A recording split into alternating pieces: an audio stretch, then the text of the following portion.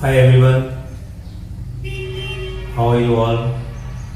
I hope you are best to your health and you are doing good.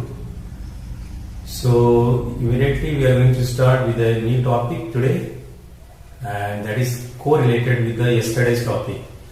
What we have learned yesterday, how to create interrogative structures, and that was very easy. I hope you must have understood.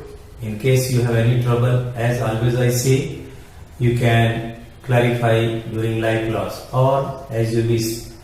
On WhatsApp group also you can send your queries and we are here to attend your queries. So today's task is also very easy, but bit more attention is required. Why? Because we need to learn first WH words. Why? Because the questions would be asked with the WH words. So we need to learn all the WH words. So I already made the list and I will be explaining each and everything, and then we'll come to the structure side. Dear students, आज हम लोग एक नया topic सीखने जा रहे हैं, लेकिन वो टॉपिक कल वाले टॉपिक से जुड़ा हुआ है।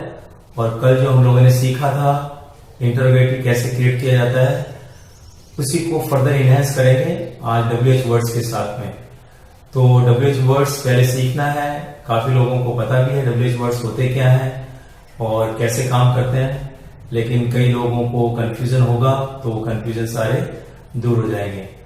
तो सबसे पहले हम लोग WH वर्ड्स के बारे में जानते हैं और उसकी मैंने लिस्ट बना के रखी हुई है और मैं आपको सारी चीजें समझा देता हूं। उसके बाद में हम स्ट्रक्चरल पार्ट में आएंगे।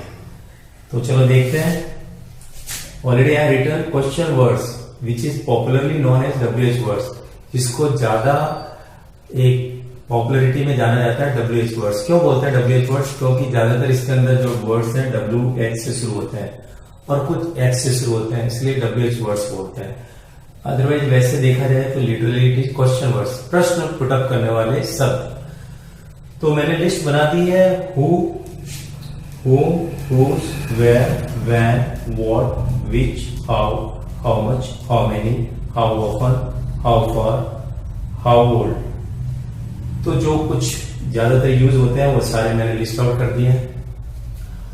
उसके साथ में मैंने यहाँ पे ये कॉलम बनाया है यूज्ड फॉर, किसके लिए प्रयोग में आता है, ये समझना बहुत जरूरी है। अगर आप ये समझ जाते हैं, if you understand all this, then only you will be able to utilise all this, तभी आप इसका प्रयोग ठीक से कर पाएंगे, नहीं तो नहीं कर पाएंगे। और हिंदी हमेशा हमें हेल्प करती है, क्योंकि हमारा जो माइंड है वो हिंदी में ही बोलता है, जब तक कि बहुत ज्यादा प्रैक्टिस नहीं हो जाए किसी दूसरे लैंग्वेज को बोलने में।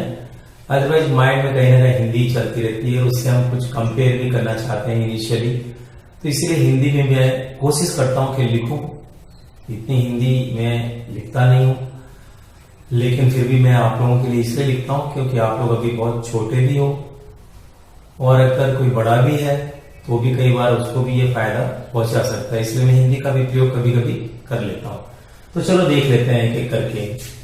हु यानी पर्सन के लिए यूज होगा। पर्सन का मतलब है सब्जेक्ट ढूंढने के लिए, जिस व्यक्ति के बारे में हमें पता करना है उसके लिए हम जब भी प्रश्न करेंगे हु से, और वो व्यक्ति जो होगा वो सब्जेक्ट होगा, इसलिए सब्जेक्ट को आइडेंटिफाई करते हैं इसके अंदर। और इसलिए कौन किसने, मान लो कि हिंदी में मैं बोलता हूं कि किसने इसे तोड़ा, तो मुझे बोला राम ने इसे तोड़ा, तो मुझे पता लग गया ना कि राम ने इसे तोड़ा। तो इस प्रकार से ये वो हमें यूज करना पड़ता है पर्सन के लिए, वो सब्जेक्टिव फॉर्म को आइडेंटिफाई करवा देता है।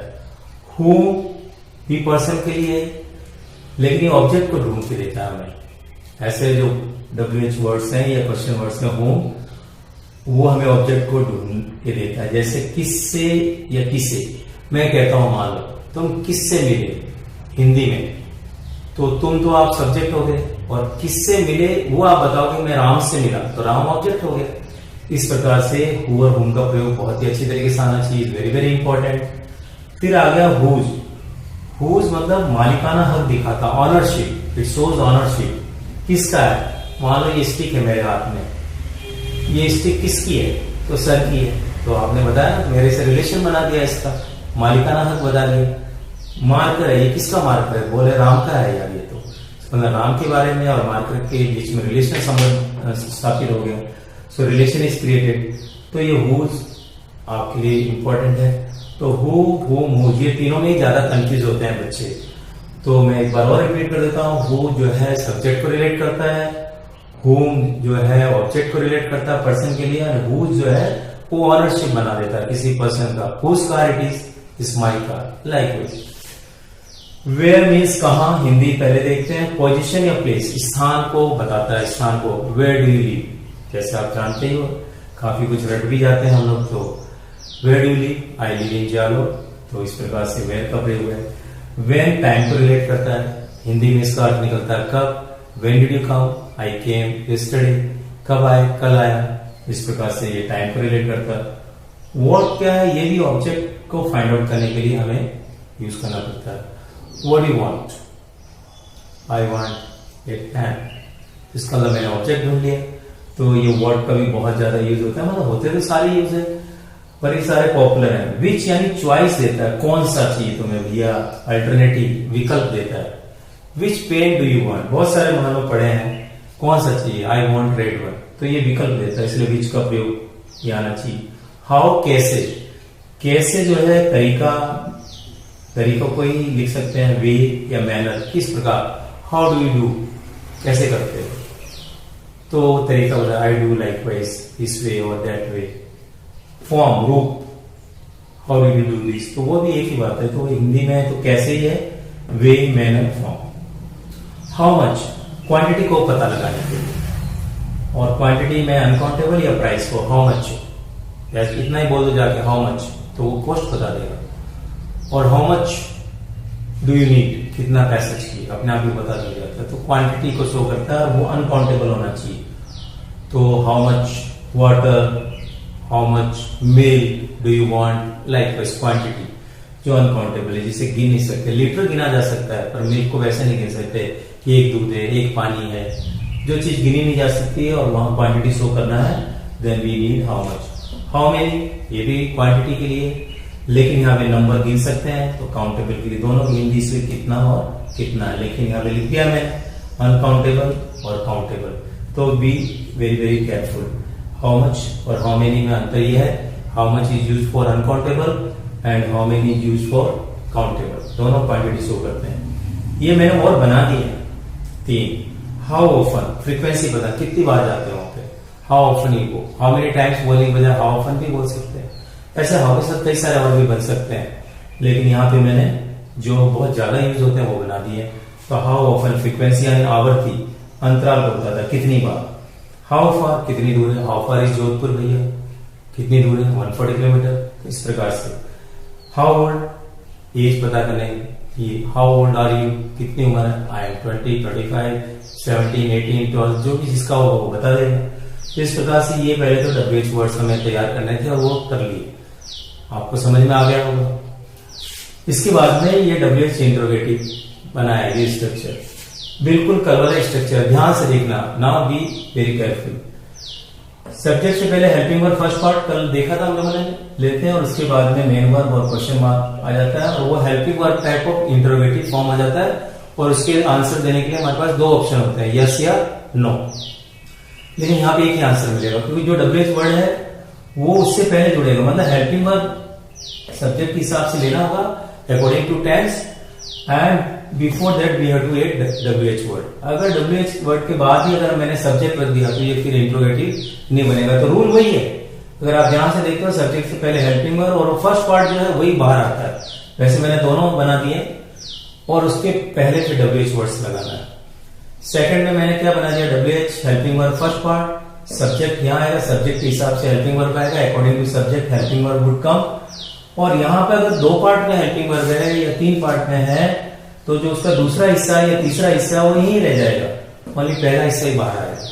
तो कल जैसा सीखा था वही है, लेकिन उसमें एडिशनल क्या जोड़ रहे हैं हम लोग, WH, इनमें से कोई वर्ड हमारा जुड़ेगा।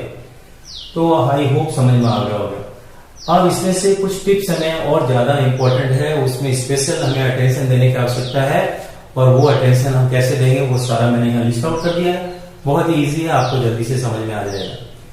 Special attention is to be given for who. Who को मैंने जैसे बताया कि पर्सन को ढूंढता है, और वो भी सब्जेक्ट, इसका मतलब ये अफर्मेटिव रूल फॉलो करेगा, ये वाला रूल फॉलो नहीं करेगा, हु सीधा ही वर्ब लेगा आगे। तो जैसे मैंने दो यहाँ पे वाक्य बना के रखे हुए हैं, I have made 2 sentences, I written 2 sentences, who goes market, तो आंसर आ जाएगा राम गोज, श्याम गोज। तो हु देखो सीधा वर्ब ले रहा है, ये जो वर्ब है हु सीधा ले रहा है। यहाँ पे ऐसा नहीं है कि हु के बाद में हेल्पिंग वर्ब आया, उसके बाद में सब्जेक्ट आ रहा, हु अपने आप में सब्जेक्ट का ही कार्य कर रहा है यहाँ पे। क्यों? सब्जेक्ट को ढूंढना। तो इसलिए who goes, who came past simple में लिखा है, हु इज गोइंग अगर ऐसा प्रेजेंट कंटिन्यूअस में हो जाएगा तो हु सीधा ही ले देता है वर्ब को, मतलब हु सब्जेक्ट के स्थान पे आ जाता है। और जब उत्तर देते हैं तो उसकी जगह पे हु हटाते हैं और वो व्यक्ति का नाम रख देते हैं और उत्तर तैयार हो जाता है।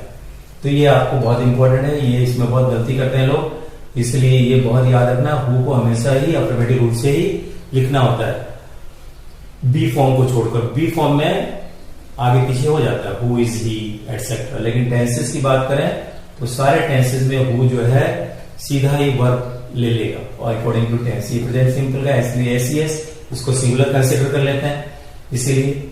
और अगर मेरे को पता है कि प्लूरल के बारे में पूछ रहा हूं तो हु गो भी सही हो जाए, लेकिन यहाँ पे सिंगुलर केस में लिया इसलिए who goes, who came, singular हो या प्लूरल हो, कितने भी लोगों के बारे में पता करना हो तो वो सेकंड फॉर्म में आएगी, इसलिए तो हु का केस समझ में आ गया होगा। अब ये और टिप्स हैं, सेकंड वाला विच प्लस नाउन। विच अपने आप में पूर्ण नहीं है, चॉइस कौन सा है, तो मेरे को मान लो कि विच पेन, कौन सा पेन चाहिए, which pen do you want, which colour do you choose, likewise. तो विच के साथ नाउन जुड़ेगा, उसके बाद में ये पूरा का पूरा WH ही माना जाएगा। तो जैसे मैंने यहाँ पे लिख के रखा है विच पेन, ये जुड़ गया नाउन, और फिर वो जो इंट्रोगेटिव का रूल है वो फॉलो हुआ, यू के लिए डू आ गया एंड व्हाट, कौन सा पेन चाहते हो इसका मतलब ये, तो बोलेगा आई वांट दिस रेड और ब्लू और व्हाटएवर। तो ये विच के साथ नाउन जुड़ेगा, ये आपको बहुत ध्यान से रखना है। विच अलग रख दिया, नाउन अलग छोड़ दिया कहीं पे तो सेंटेंस गलत हो जाएगा। हाउ मेनी के साथ भी नाउन जुड़ेगा।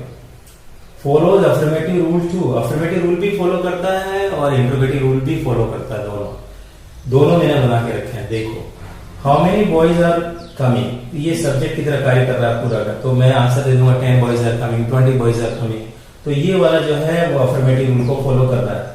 लेकिन यही हाउ मेनी बॉयज को मैंने इंट्रोगेटिव रूल से लिखा है, तो हाउ मेनी बॉयज ये WH की जगह आ गया और यू के लिए डू आ गया, तो how many boys do you teach, तुम कितने छात्रों को पढ़ाते हो, कितने लड़कों को पढ़ाते हो, इसका अर्थ ये हो गया।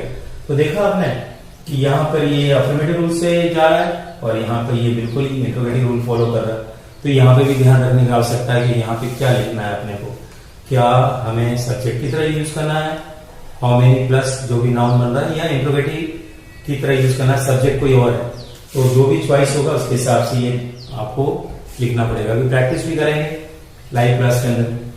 हाउ मच के साथ भी नाउन हमेशा जुड़ता है, कभी कभी वर्ड के साथ भी जुड़ता है, वो मैंने लिखा नहीं है, वर्ड प्लस टाइम भी हो जाता है।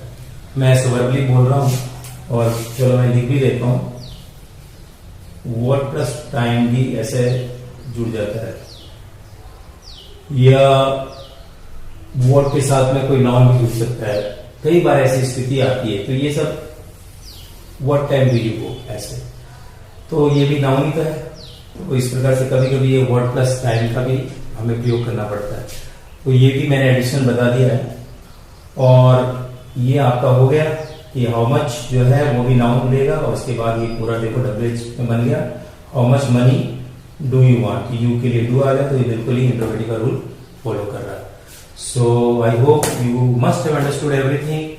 So with that we conclude this lecture and we are meeting for the live class. Thank you.